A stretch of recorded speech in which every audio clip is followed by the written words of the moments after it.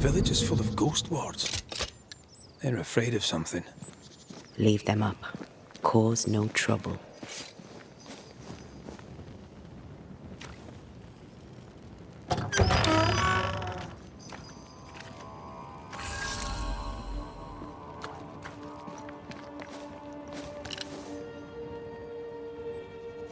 Oh there! Anyone home? Where did they go?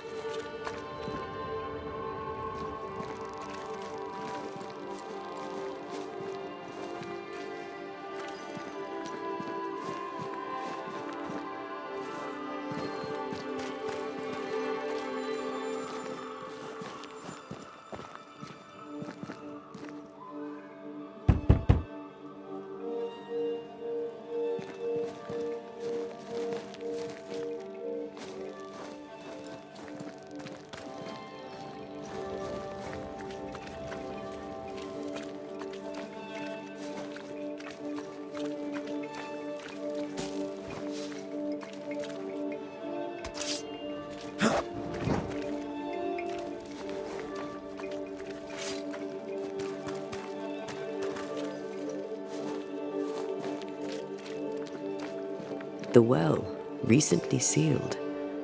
Below, it feels off. Smells off too.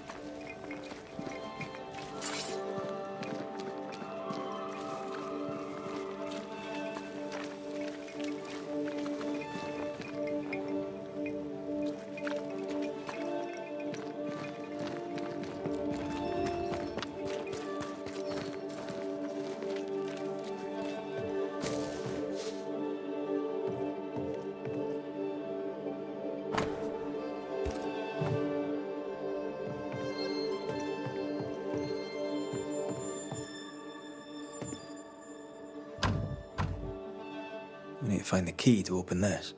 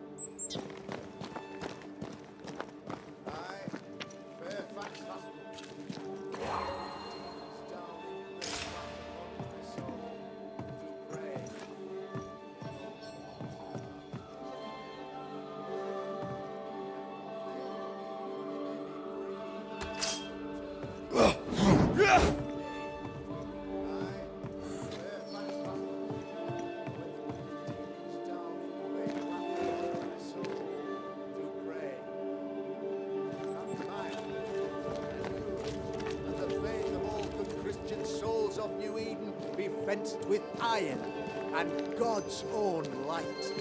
I, Fairfax Husband,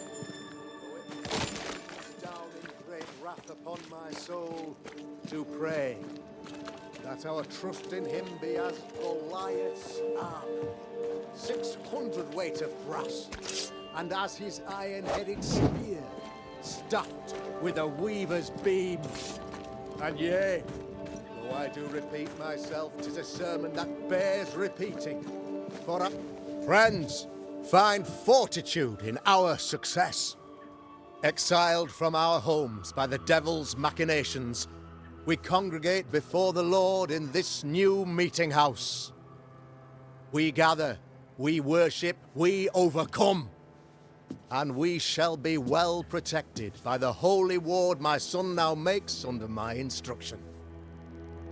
For I have spent hours countless in your service, poring through books and papers, devouring the oeuvre of my peers, that our meeting house be safe. Fairfax Haskell, for whom the word pompous was invented. Half built? Yes. Open to the four winds? Yes. But already it is resplendent with our faith. A shining reminder of our renewed belief in better days. McCraith, Mr. McCraith. I thought you. What happy portent, what most excellent news. What blessings. I applaud your valorous deeds. O fate, I say, dead sir, I thought you dead. Maybe I am. Do not make light of such matters, my friend, for the devil's wrath is wide awake, and his claw scratches at our door, metaphorically speaking. I'm alive. I promise. My friends, I shall deliver this sermon another time. The battle with the devil's legions is ongoing, and Mr. McCraith and I have much to discuss.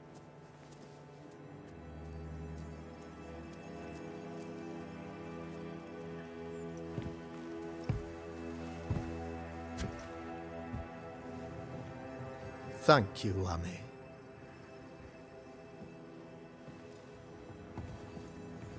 Behold this miracle of ours, Mr. McCraith. Exiled we, yet in our darkest hour we find the moral vigor to build this humble monument to resilience. But you and I must speak of darker matters. For we, erudite men of higher learning, know that evil yet walks. There is much work to be done. Indeed there is. Yes, yes. Forgive the inelegance of my welcome. You are alone. Do I surmise that Miss Duarte is no more?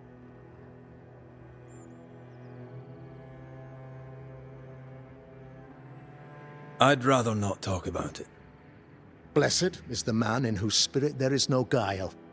When I kept silent, my bones waxed old through my roaring all the day long. I'm so sorry for your loss.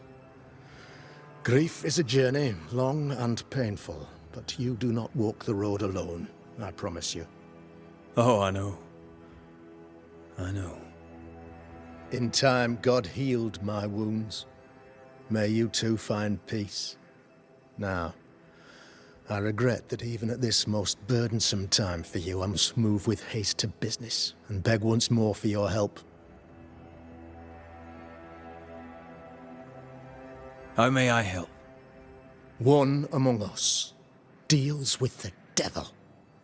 The colony suffers grave misfortune and, I am ashamed to say, the evil comes from within.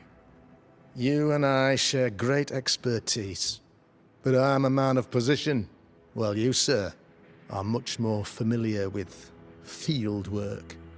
Go, meet my people, walk amongst them, learn which of them secretly serves the demon, that we may expunge this evil malady from our body politic.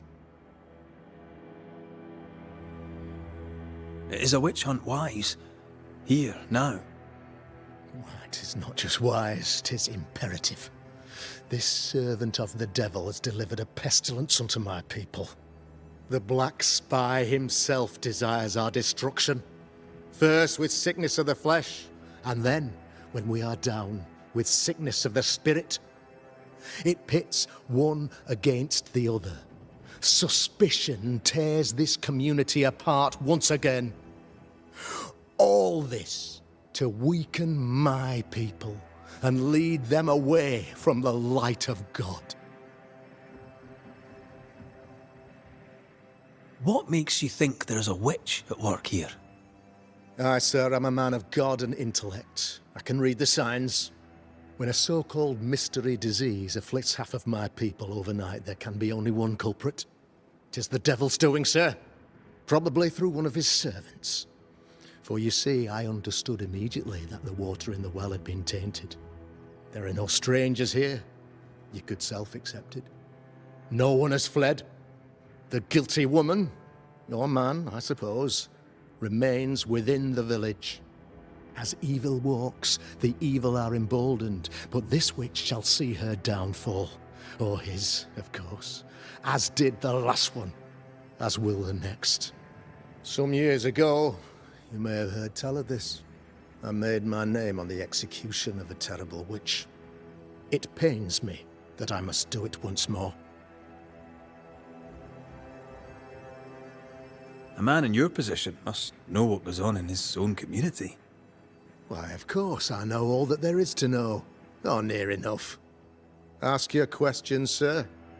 Ask away. Your son, how would you describe him?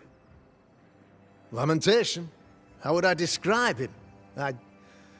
Well, he's curious. Inquisitive, I mean, as opposed to peculiar. Although he has his moments there, too. I tried to teach him demonology, to make him the third generation of witch hunters. But he revealed no disposition.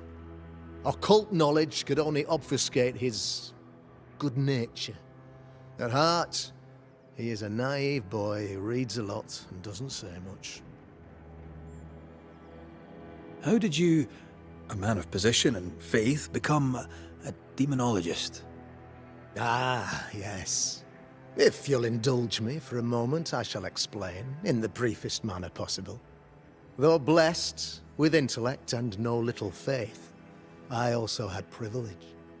I had the means for an education, time and place with which to study. For a time, my father was a pupil of Henry Boggart, the great demonologist. He had the books, I had the aptitude. When he passed, I donned his mantle. My father taught me about duty. I have gifts, faith, intellect, position. I must protect them. I must use them to protect my people. This is my duty. This is my burden. How goes the colony? Sir, the body politic bears a heavy weight. Not content with weakening their flesh, the devil's evil attacks the people's hearts and minds. Until you expose the culprit, the harmony of this divinely beautiful commonwealth shall remain marred by suspicion and mistrust. Long story shortened, people are not getting along.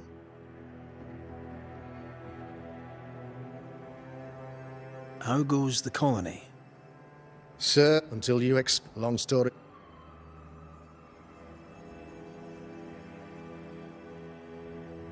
I noted your ghost wards with some interest. Ghost wards, an interesting name. I call them sanctifiers, a name more palatable to my flock.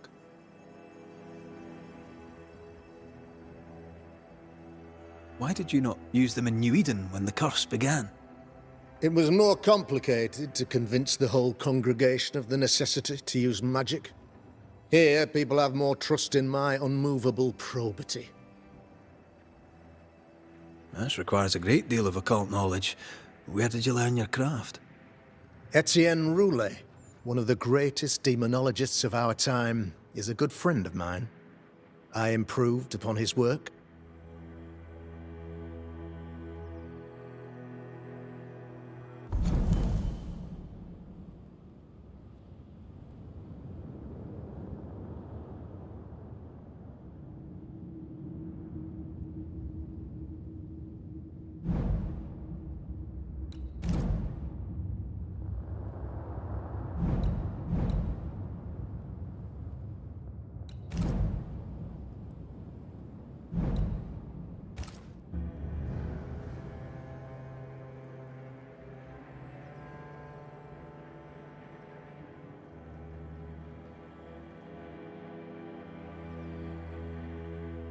This illness, tell me of it. Upon my arrival here in the Harrows, I immediately set about protecting the place with consecrated tokens. Safeguarded from the curse, we all felt safer, for a time. Then some devil poisoned the well, our only source of water. Someone on the inside, mind. Spoiled water proves nothing. A wise point and well made, Banisher, if not for the fact that we have been, for months on end, under the obvious influence of a terrible curse. One way or another, the devil has found an agent among us, and who knows what nefarious ill-doing old Black Spy plans next.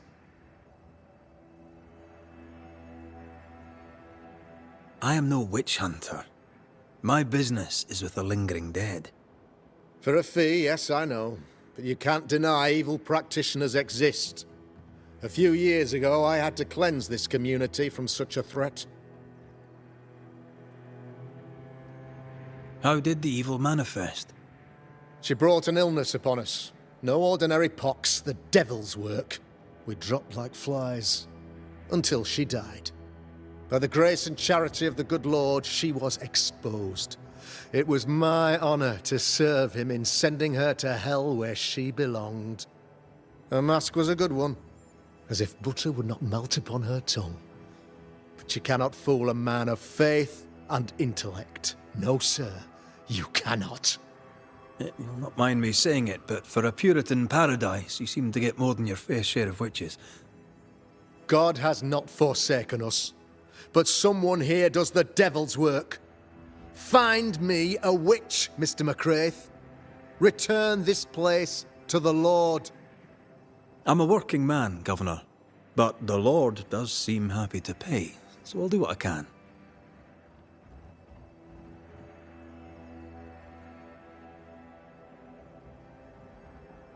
I'll take my leave of you, Governor. Of course. Outside, you must take the stairs. While you're with us, the first house on the left shall be your home.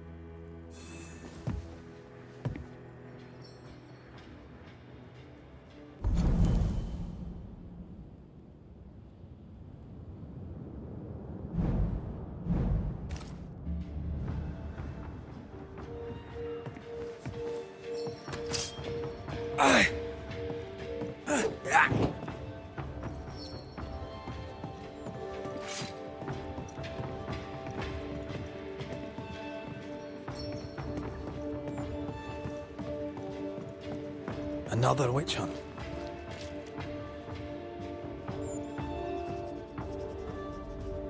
Another false accusation, you mean? Another blight on the lives of women?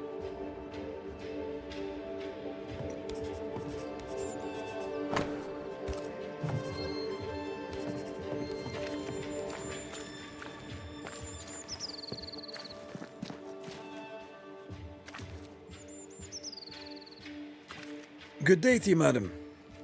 Richard? That you? Afraid not, ma'am.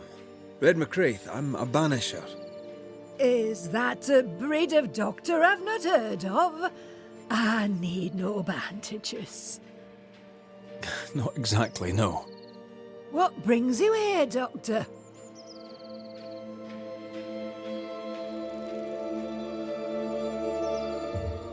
I'm a banisher, not a doctor.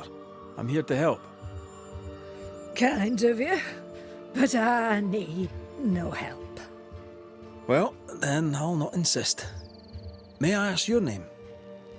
You, young man, have a tongue as refined as your appearance is rough. I'm Hepzibah Perkins. Goody Perkins to you. What's new round and about? Do you know? I'm not the crier. I've neither the voice nor the memory for it. How are things in the Harrows?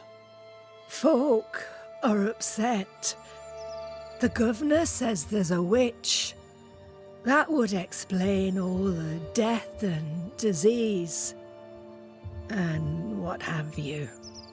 I only leave the house to attend service. For God has granted me wisdom and mercy. Do you know Lamentation? Lammy Haskell, the governor's son. What think you of him? Oh, he's a good boy. Like his father in that respect.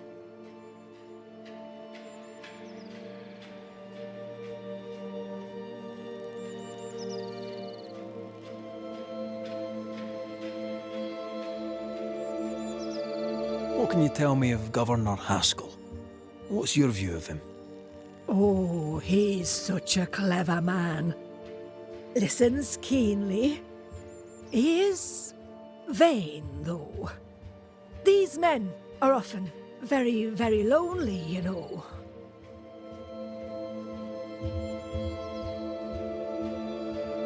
May seem a strange question, but have you noticed anyone acting strange? Strange, you say? Who of late has not been acting strange? Well, there's always the alewife. I can't remember her name. She's furtive. She wanders.